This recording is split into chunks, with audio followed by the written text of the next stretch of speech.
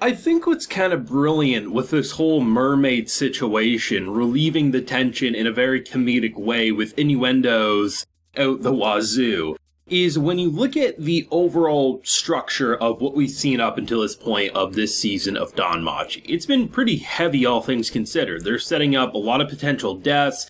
Pretty much everyone, or at the very least over 50% of the people that we're traveling with or have bumped into, are on death's doorstep. We're going up against a creature that's not even close to being the most powerful thing they'll experience in the lower floors, but it's already wiping the floor. You remove Bell, who is the strongest warrior they have, and you basically have that monster, which we see in this episode. He literally stores dead bodies like it's planks of wood, just for random times he wants to feed. This is a very frightening situation, and you end the previous episode, yes, bumping into a mermaid, and you knew it wasn't going to be like, oh, this mermaid was going to stab him in the back. But I mean, he was fighting for his life against these birds-like creatures. They were fighting for their life, trying to just survive, and you basically get an episode that relieves the tension in two different ways. And one thing that I really like that a lot of anime's been doing recently is, I think if you rewind like 3 or 4 years back, a lot of the seasonal anime that was coming out, when they were going to go depressing, they kind of kept it there. So if characters were about to die, you just kept that heavy atmosphere. So by the time something big did happen, you're kind of expecting it because, well, the signs have been there for 4 weeks. Where DanMachi and a lot of these other shows now are saying, hey, we understand that we can't make a joke if someone's about to die, but there's clever ways that you can go about directing to relieve the tension. When it comes to literally every character besides Belle, they actually held their own. We end the episode with Haruhime about to unleash her signature move that literally you had a sword pointed to your face to promise not to tell anyone about if you want us to save your asses. And throughout the episode, despite kind of push coming to shove and them really having their backs up against the wall, they did rather well. And you know damn well, even if they all get out of this situation, they defeat this moss-like creature, there's going to be something else that will make them struggle. But I like the fact that they showed us, even without Belle, they are still powerful, even if they are at a bit of a handicap, because they have to protect the wounded and stuff. So you get a relief of tension in that way, because you literally see throughout this episode, not just 1 or 2 moments, the entire episode is them being competent and able to hold their own. And as characters say in this episode, Belle's a beast, but they ain't too shabby either. So you have that, which has a bit more of a serious tone to it, but also shows you that things are okay, and it's not completely like every episode we're gonna have to have our puke bucket next to us because we're a little unnerved about every single moment.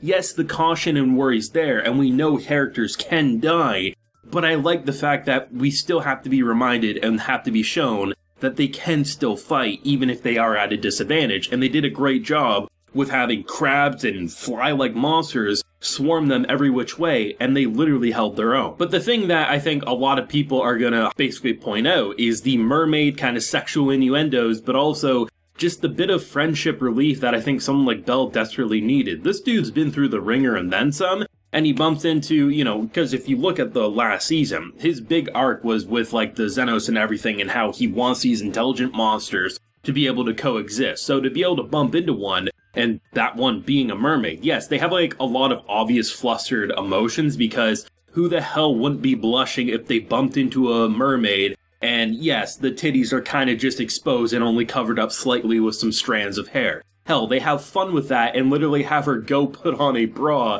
that is just the bra shell, right? They have fun, they're self-aware, but it does a good way to let Belle catch his breath. Even though, like, they're literally fleeing from a giant fish, throughout his portion of this episode, Belle literally gets to just be okay. He's from basically minute 1 of experiencing the lower floors, has had to worry about everyone, had to worry about himself, and literally is just trying his best to get back to his people. But then he gets an unexpected kind of force, sit your ass down, and, you know, he gets to catch his breath. He gets to have those moments. And anyone who criticizes Belle for getting flustered about a naked mermaid kind of, you know, being all over him and literally forcing her finger down his throat, you know, everyone, males, females alike, would be in a similar boat because it's just a awkward situation that he doesn't know what to do with. And I thought they had a great fun time getting across, like, marry this mermaid, you really wanted to see her tag along, But I think probably a lot of us had a similar thought, like when they initially got to that point where the stream stopped, right? Even before that, I was thinking, like, eventually he has to part ways with her, but I'm curious because it almost feels like she would, at the very least, last longer than an episode or two. Maybe, yeah, they could backtrack, but, you know, it's just one of those things that you wonder, how the hell could a mermaid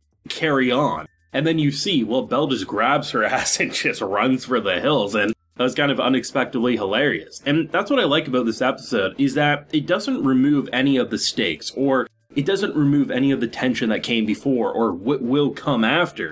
But what it does a great job at is just reminding us that DanMachi is a very fun show, that it doesn't play around when it does have death on the horizon, but there's ways to relieve that tension, both on the combat side, but also the unexpected slice-of-life mermaid adventures, and just have a grand old time because of it. Truthfully, I have no idea what's gonna happen next. I mean, based on how things are going, I wouldn't be shocked if the direction they want to go is they do end up defeating this beast and everyone seemingly survives. The curse that's applied on these people goes away. They have a new traveling companion in the case of Mary the mermaid. But then something bigger comes out and then potentially just basically sweeps us off our feet, potentially kills someone, and that's how they unexpectedly get us. Right now, that's kind of like where my gut's feeling about how they're going to go about it, but at the same time, they did just relieve the tension, and I wouldn't be shocked in the slightest if things are looking good, Belle's looking like he's about to do it, and then this creature does something that just completely blindsides us. I don't know, but I will say this was,